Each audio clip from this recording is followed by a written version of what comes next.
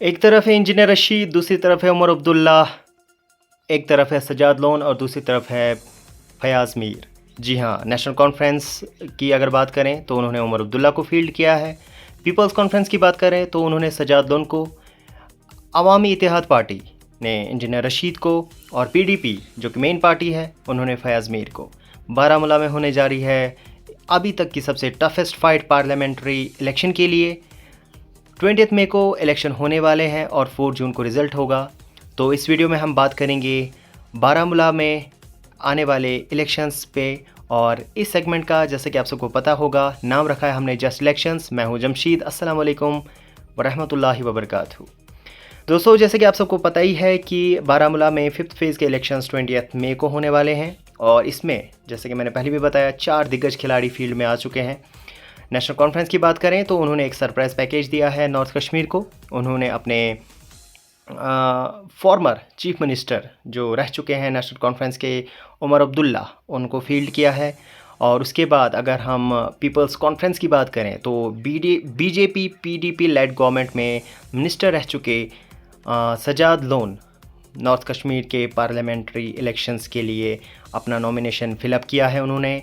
और इसके अलावा जो Jammu Kashmir People's Democratic Party है जिनकी हेड है महबूबा मुफ्ती, उन्होंने एग्जिस्टिंग मेंबर ऑफ पार्लियामेंट रह चुके फयाज़ मीर को फिर से एक बार मौका दिया है बारामूला से लड़ने के लिए।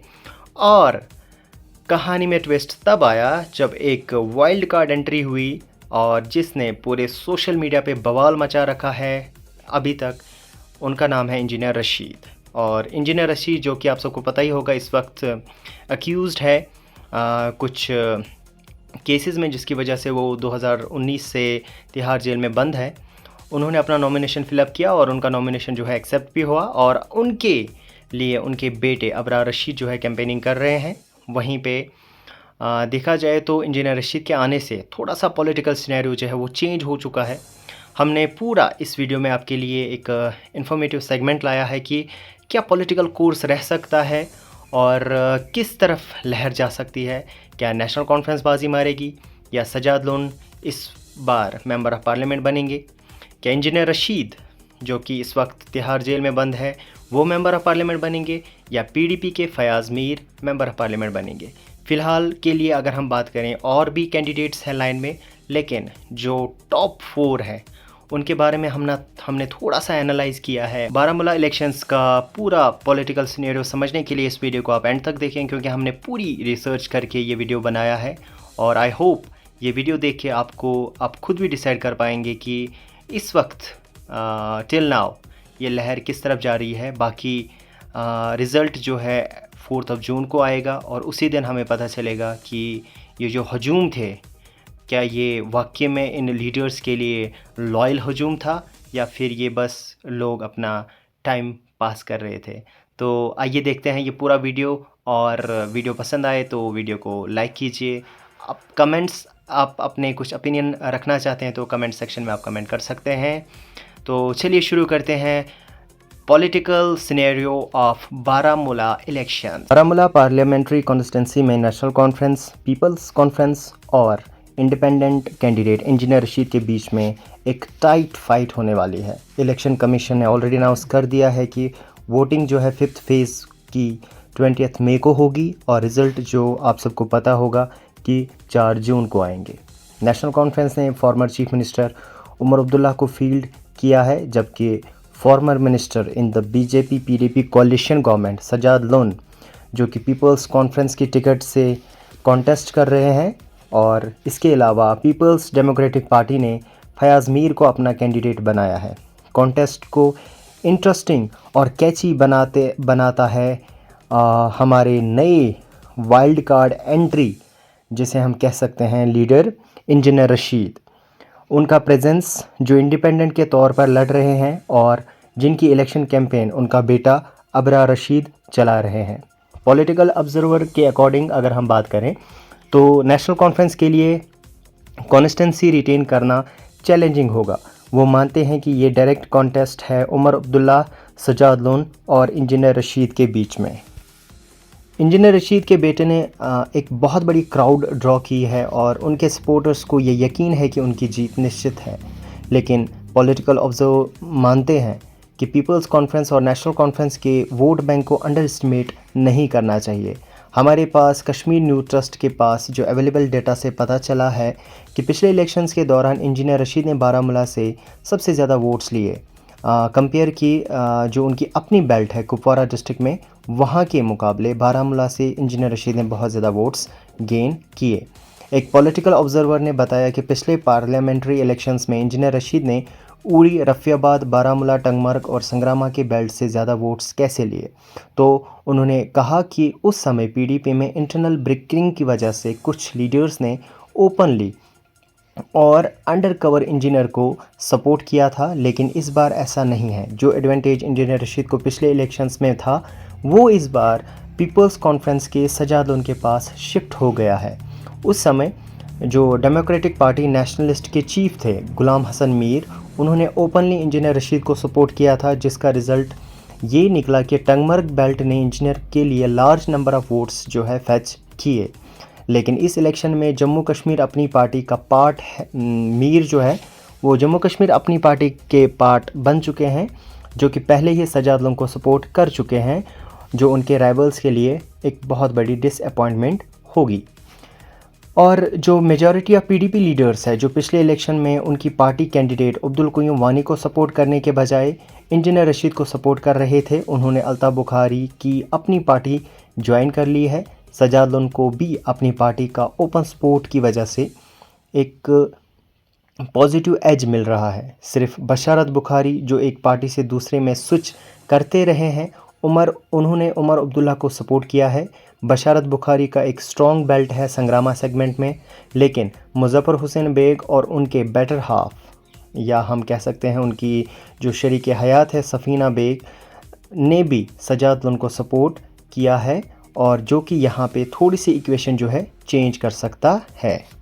पॉलिटिकल ऑब्जर्वर ने न्यूज़ एजेंसी केएनटी को बताया कि हर्जन बेल्ट में भी नेशनल कॉन्फ्रेंस को एक झटका मिल सकता है, क्योंकि वहाँ पे जो इम्तियाज़ परे हैं उन्होंने सजाद लोन को ओपनली सपोर्ट किया है। और इसके अलावा peoples conference leader Imran Raza Ansari, जिनका एक बहुत बड़ा वोट सेगमेंट है पटन इलाके में, उन्होंने भी सजाद लोन को सपोर्ट किया है, और ये सजाद लोन के लिए एक बेनिफिशियल पॉइंट साबित हो सकता है।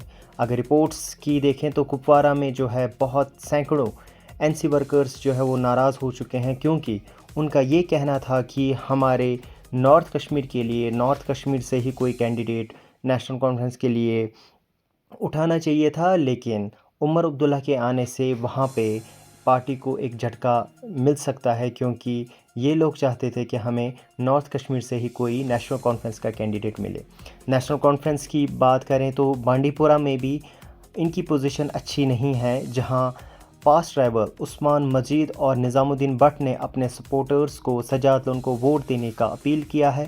नेशनल कॉन्फ्रेंस ने बांडीपुरा में रिसेंटली अपने फॉर्मर एमएलए गुलाम रसूल नाज और उनकी बेटी डॉक्टर बिल्किस को बाहर करके एक लेसर नॉन फेस एडवोकेट नज़ीर मलिक को प्रेफर किया है। बीरवा में डीडीसी चेयरमैन नज़ीर खान की बात करें, जो 2014 में असेंबली इलेक्शंस में उमर अब्दुल्ला से एक थिन मार्जिन से हारे थे, उन्होंने पहले ही सजाद लोन को ओपन सपोर्ट डिक्लेयर कर दिया है। एनसी जो है अपने टॉप लीडर्स के वोट बैंक पर रिलाई करेगी, including member of parliament Mohammad Akbar Lone, Ruhullah Mehdi, Chaudhary Mohammad Ramzan और दूसरे पॉलिटिकल लीडर्स। एक पॉलिटिकल ऑब्जर्वर ने कहा कि सजाद लोन को मल्टीपल पॉलिटिकल लीडर्स का बैकिंग है, जबकि नेशनल कॉन्फ्रेंस को एक डेडिकेटेड वोट बैंक है जो बाइकआउट थ्योरी में कभी यकीन नहीं करता। अल्टीमेटली ये वोटर है, और नहीं जो रैली में स्लोगन्स चैंट करते हैं, जो कैंडिडेट के फेट डिसाइड करता है। फाइट टफ है और इंटरेस्टिंग भी है, उसने कहा, और ऐड किया कि रिज़ल्ट डे पर कुछ भी हो सकता है। अब बात करते हैं इंजीनियर रशीद की। तो इंजीनियर रशीद ने इस वक्त नॉर्थ कश्मीर में, अगर हम सोशल मीडिया पे बिलीव करें और न्यूज़ पोर्टल्स पे बिलीव करें, तो तहलका मचा रखा है, और उनके बदले उनके बेटे, जैसे कि आप सबको पता ही होगा, अबरार रशीद कैंपेनिंग कर रहे हैं। अगर उनके सपोर्ट की बात करें, इंजीनियर रशीद के सपोर्ट की बात करें, तो DPAP यानी कि गुलाम नबी आज़ाद की जो पार्टी है, डेमोक्रेटिक प्रोग्रेसिव आज़ाद पार्टी, उन्होंने इंजीनियर रशीद को सपोर्ट किया है। इसके अलावा जो लोकल एमएलए हैं प्रीवियस संग्रामा कॉन्स्टिट्यूंसी के शोएब नबील लोन, उन्होंने भी इंजीनियर रशीद को सपोर्ट किया है, जिसकी वजह से एक प्लस पॉइंट हो सकता है इंजीनियर रशीद के लिए वाघोरा बेल्ट या संग्रामा या नौपोरा बेल्ट जिसे हम कह सकते हैं। इसके अलावा एक इंडिपेंडेंट कैंडिडेट जिन्होंने अपना नॉमिनेशन फिलअप किया था लेकिन किसी कारणवश वो रिजेक्ट हुआ, उसके बाद उन्होंने भी इंजीनियर रशीद को सपोर्ट किया। जी हाँ, मैं बात कर रहा हूँ डॉक्टर अब्दुल बारी नाइक की। तो फाइट जो है बहुत ज़्यादा कम्प्लेक्स होने वाली है, मेनली 3 प्लेयर्स में। Number 1 Omar Abdullah, number 2 Sajad Lone and number 3 is engineer Rashid, क्योंकि ये तीनों खिलाड़ी हैं जो लगे हुए थे कैंपेनिंग करने में। इन्होंने कोई कसर नहीं छोड़ी। जहाँ पे सजाद लोन और उमर अब्दुल्ला के बीच में तू मैं हो रही थी, वहीं पे हमने अबरार रशीद को देखा कि उन्होंने किसी पार्टी के ऊपर कोई तंज नहीं कसा। वो सिर्फ लोगों से ये डिमांड कर रहे थे कि इंजीनियर रशीद जो है आपके भलाई के लिए काम करेंगे, जो भी हमारे यूथ या पॉलिटिकल प्रिजनर्स है उनकी रिहाई के लिए बात करेंगे, प्लस इंजीनियर रशीद अगर एमपी बनते हैं तो वो भी रिलीज़ हो जाएंगे। बाकी ये तो सब आने वाले टाइम में ही पता चलेगा कि क्या पॉलिटिकल सिनेरियो रह सकता है।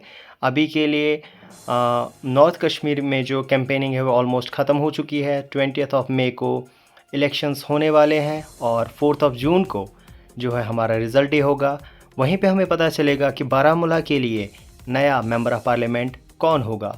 क्या ये पीडीपी से आएगा, नेशनल कॉन्फ्रेंस से आएगा, पीपल्स कॉन्फ्रेंस से आएगा, या अवामी इत्तेहाद पार्टी जो कि इंजीनियर रशीद जिससे लड़ रहे हैं वो आएंगे।